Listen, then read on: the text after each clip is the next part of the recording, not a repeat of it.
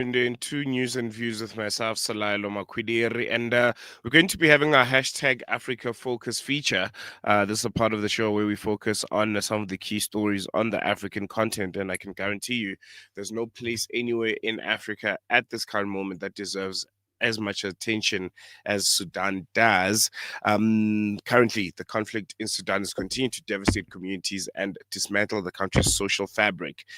Sudan's Army Chief General Abdel Fattah al-Bahrain has rejected a ceasefire proposal that was backed by, in his statement, that was backed by the so-called Quad, the United States, Saudi Arabia, Egypt, and the United Arab Emirates. So this was a coalition that was fostering the ceasefire. In his statement, he questioned the neutrality of some of the mediators, particularly the UAE, who at this point, I think we all know that they're heavily involved in the conflict in Sudan. And also, he argued that the proposal would erode the national army while entrenching the RSF's current gains.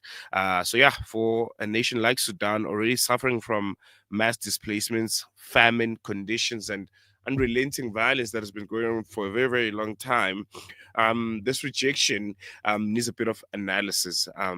It raises serious questions about the future of peace efforts in Sudan and itself. And we'll be unpacking all of it.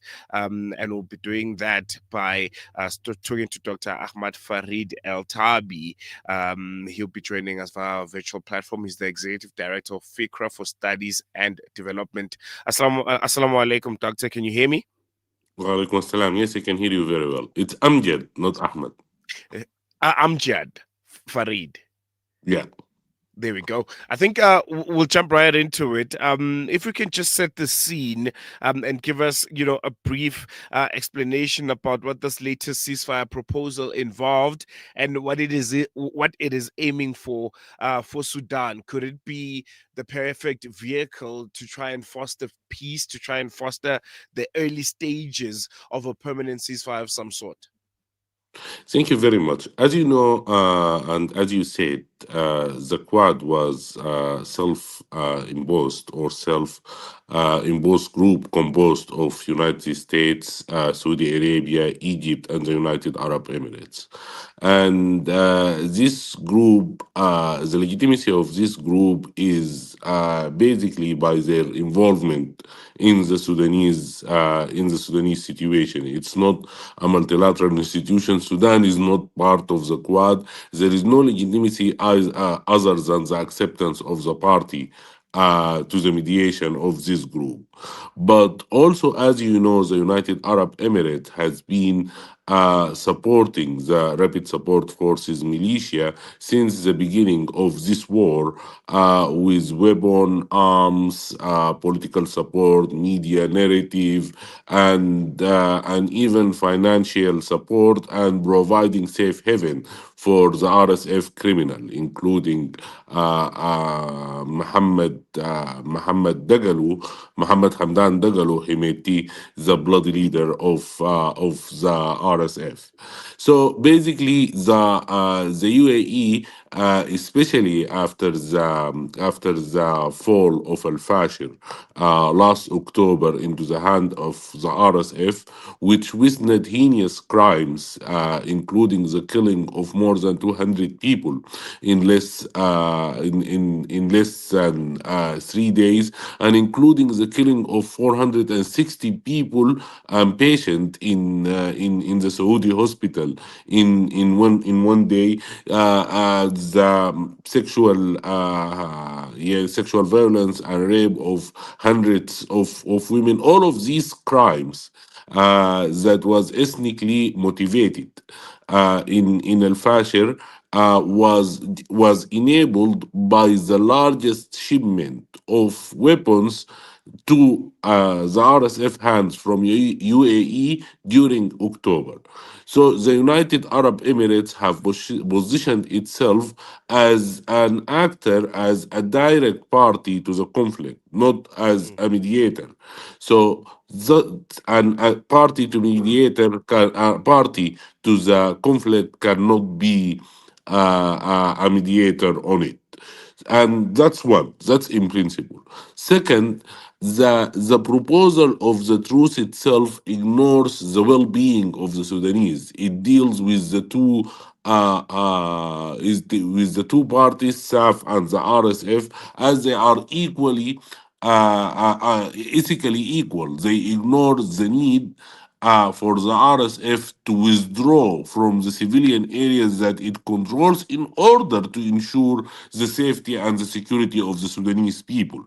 Burhan or the Sudanese government cannot just accept any peace or truce proposal that maintains the RSF control over civilian areas, because we witnessed what the RSF do to the civilian in the areas it controls. What happened in Al Fashir, what happened before that in Guinea. RSF, the United States itself, have formally and officially designated the RSF as genocidal.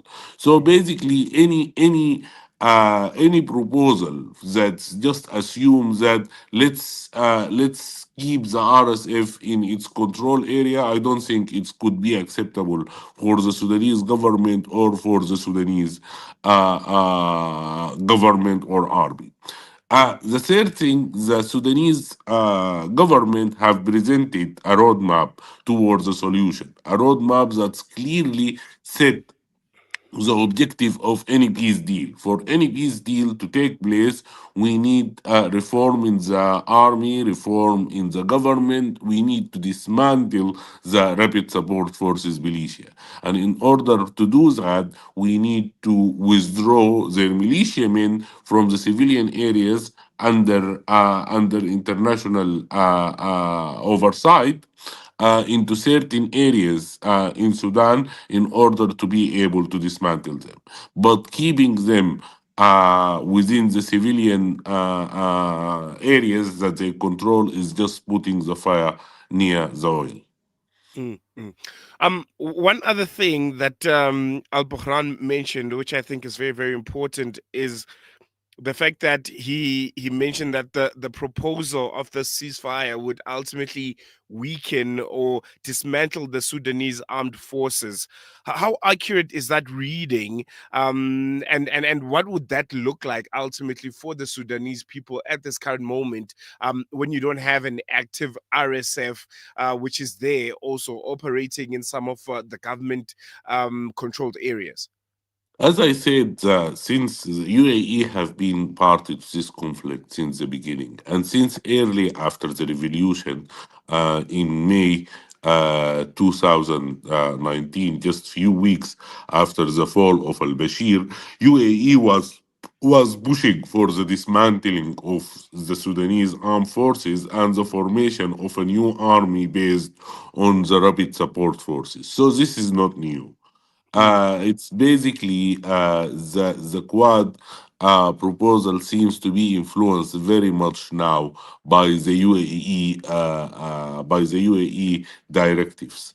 And as I said in my previous answer to your previous question, that actually assuming that the government can accept leaving the RSF in its controlled area is not a peace is not a peace offer or a truce offer. This is basically surrendering to partitioning the country, de facto partitioning the country. And UAE did the same in Libya. It actually supported Haftar, and then after the de facto partitioning of East Libya and West Libya, they continue to talk about peace. I don't think the Sudanese people will accept partitioning one more time. Mm. What would a just ceasefire look like? One that can be accepted by the SAF, by the people of Sudan, and to an extent by the RSF itself? one that ensures the safety and the protection of the Sudanese civilian in Darfur, in Al Fashir, in Niala, in Guinea, in the Alinge, in the area that's completely that completely lawless under the control of the RSF right now. One that can lead to the actual dismantling of the militiamen and the warlords that control the different areas in Sudan. For peace in Sudan to take place, we need to recognize the fact that RSF is not compatible with stability, security in Sudan, and we need to start the path to dismantle it peacefully. But Mm, continuing feeding the political ambitions of the RSF and trying to serve the United Arab Emirates agenda in colonizing and controlling Sudan in its sub-imperial project, I don't think will lead to peace anytime soon. mm. The biggest concern here is the issue of the mediators, who's ultimately involved in mediating a ceasefire peace deal for Sudan. Given the mistrust between the parties and the concerns over neutrality, who might be better placed to mediate at this current moment? Would it be the AU? Would it be IGAD, or perhaps a broader collection without maybe the UAE being involved? First, I think member states member states and independent countries are always serving their own agenda. They will not serve the Sudanese people agenda or Sudan's best interest.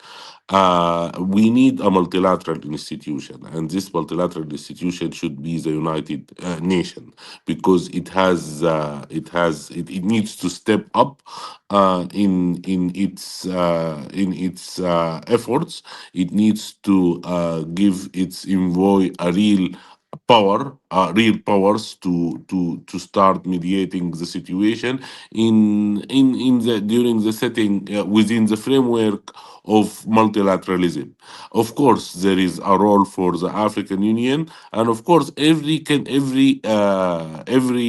institution, every multilateral organization that Sudan member is can and should have a role to play.